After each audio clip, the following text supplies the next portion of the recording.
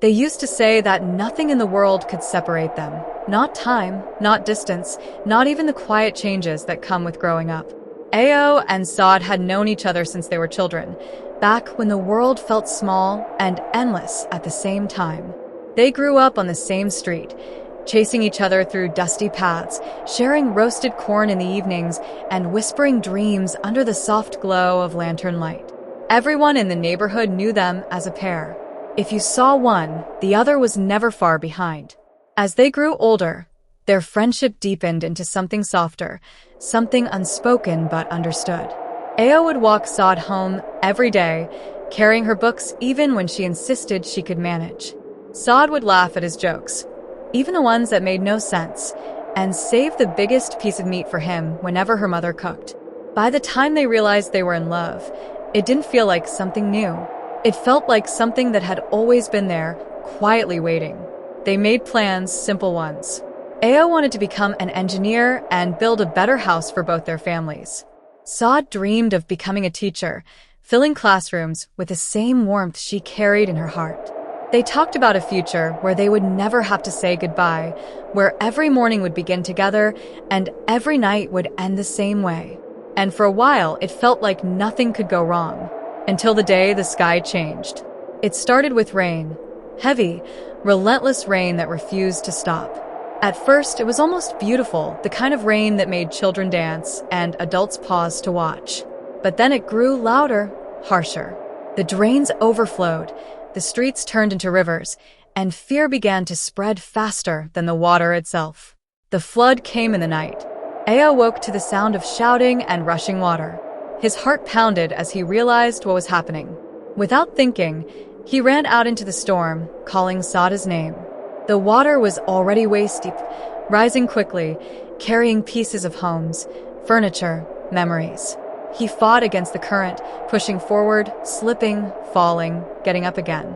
All he could think about was reaching her. When he finally got to her house, it was half submerged. "Sade," he shouted, his voice breaking against the roar of the flood. "I'm here," she called back, her voice faint but alive. He saw her then, standing by the window, fear in her eyes but relief flooding her face when she saw him. For a moment, everything else disappeared. It was just the two of them again, like always. "I'm coming," Ayo yelled. He tried to move closer, but the water surged violently, knocking him off his feet. He struggled, grabbing onto anything he could find. The current was too strong. "Ayo, don't," Sade cried. "It's too dangerous." But he shook his head. "I'm not leaving you." Another wave crashed through the street, stronger than the last. The structure of the house groaned, with splintering under the pressure. "Ayo," her voice softened, trembling. "Listen to me." He froze, looking up at her. "If you don't make it," she swallowed hard. "You have to live. You have to become everything you dreamed of. For both of us." "No," he said, his voice cracking. "We'll do it together. We always do." The house shifted again, a deep, terrifying sound echoing through the storm. Sade's eyes filled with tears, but she smiled. A small, brave smile he would never forget. "I love you," she said. Before he could answer, the flood surged one final time. The house gave way. Ayo screamed her name, lunging forward, but the water swallowed everything, her voice, her home, her. And then there was only silence. Years passed, but Ayo never forgot. He kept his promise. He studied, worked, and became the engineer he had always dreamed of being.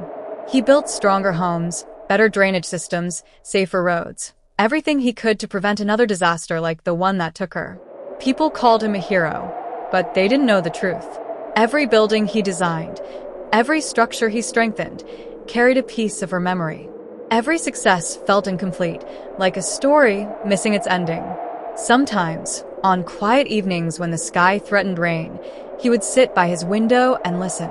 And in the distance, in the soft whisper of the wind, he could almost hear her voice again. "I'm here." And for a moment, just a moment, it felt like she never left. For more engaging story, please like, share, and comment and follow.